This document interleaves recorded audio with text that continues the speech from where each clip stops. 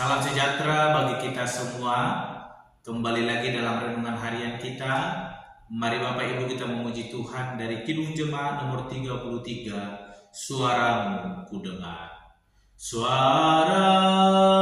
ku dengar memanggil diriku supaya ku di Golgota dibasuh darah-Mu.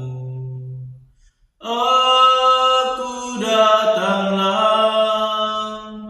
Tuhan padamu, dalam darah-Mu kudus sucikan diriku. Amin. Mari Bapak Ibu kita membuka Alkitab kita dari Injil Yohanes pasal yang ke-13 ayatnya yang ke-31 sampai dengan ke-38. Demikianlah firman Tuhan dengan perikop perintah baru. Sesudah Yudas pergi, berkatalah Yesus, sekarang Anak Manusia dipermuliakan dan Allah dipermuliakan di dalam Dia. Jikalau Allah dipermuliakan di dalam Dia, Allah akan mempermuliakan Dia juga di dalam dirinya, dan akan mempermuliakan Dia dengan segera.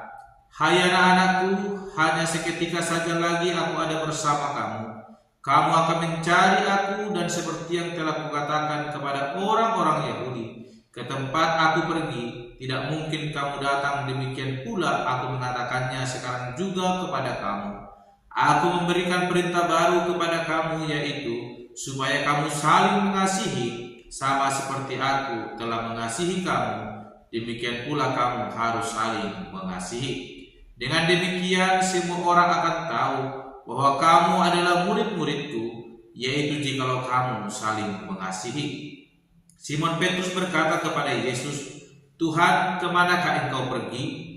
Jawab Yesus, ke tempat aku pergi engkau tidak dapat mengikuti aku sekarang, tetapi kelak engkau akan mengikuti aku. Kata Petrus kepadanya, Tuhan, mengapa aku tidak dapat mengikuti engkau sekarang? Aku akan memberikan nyawaku bagimu. Jawab Yesus, nyawamu akan kau berikan bagiku. Sesungguhnya aku berkata kepadamu, sebelum ayam berkokok, engkau telah menyangkal aku 3 kali. Amin. Bapak Ibu saudara terkasih dalam nama Tuhan Yesus Kristus, kita kembali merenungkan firman Tuhan, dan saya memberikan tema bagi kita semua, yaitu saling mengasihi. Sekali lagi, saling mengasihi. Bapak Ibu saudara terkasih, kalimat saling mengasihi adalah perintah baru yang diberikan Yesus Kristus sebelum Ia mengakhiri pelayanannya di dalam dunia ini. Kita mengetahui bahwa Ia datang ke dunia ini sebagai Mesias. Dia menjadi sang juru selamat yang membawa pembebasan, penebusan atas segala dosa manusia.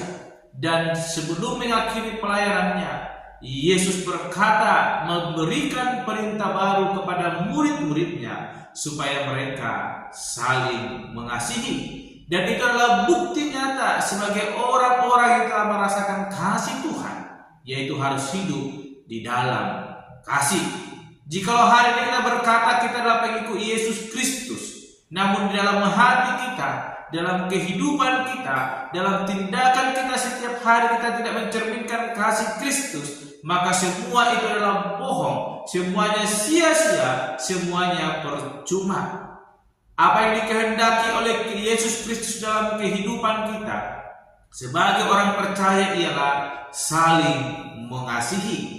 Jikalau kita membaca ayatnya ke-34 dikatakan, Aku memberikan perintah baru kepada kamu, yaitu supaya kamu saling mengasihi, sama seperti aku telah mengasihi kamu, demikian pula kamu harus saling mengasihi. Bapak Ibu saudara terkasih, pesan ini disampaikan oleh Yesus Kristus sebagai perintah bagi murid-muridnya, terlebih juga kepada kita orang-orang percaya saat ini, supaya kita hidup di dalam kasih Kristus dan saling mengasihi. Itulah bukti nyata bahwa kita adalah orang-orang percaya yang telah ditebus oleh Yesus Kristus. Dan jika kita perhatikan ayat yang ke-35 dikatakan, dengan demikian semua orang akan tahu bahwa kamu adalah murid-muridku, yaitu jikalau kamu saling mengasihi. Jikalau kita ingin menunjukkan identitas kita sebagai murid-murid Yesus, menjadi orang-orang kepunyaannya,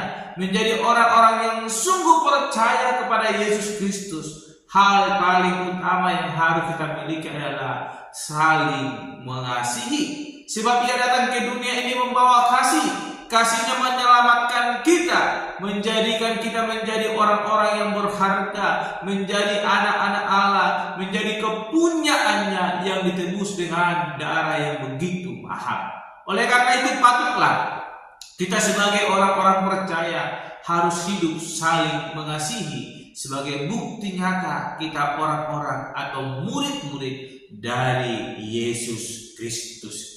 Jikalau hari kita berkata saya mengasihi si anu, namun tetangga kita tidak kasihi, itu semuanya sia-sia. Arti dari kasih itu tidak memandang bulu. Bagaimana Yesus Kristus tidak membedakan orang-orang yang sungguh percaya dengan orang-orang yang belum percaya. Ia hadir membawa kasih itu sehingga baik orang yang telah mengenal dan yang belum mengenal boleh datang kepada Yesus Kristus dan merasakan kasih itu.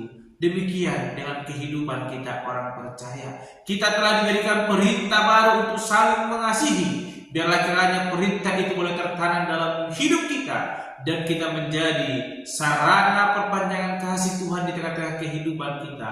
Melalui kita, banyak orang yang belum mengenal kasih Kristus boleh merasakan kasih itu dan mereka boleh datang kepada Yesus Kristus dan menikmati kasih itu melalui kehidupan kita. Biarlah kiranya kita sebagai umat yang telah ditebus, terlebih sebentar lagi kita akan memperingati bagaimana pengorbanan Yesus Kristus yang luar biasa, mati di kayu salib hanya menebus kita. Itu semua karena kasih-Nya kepada kita.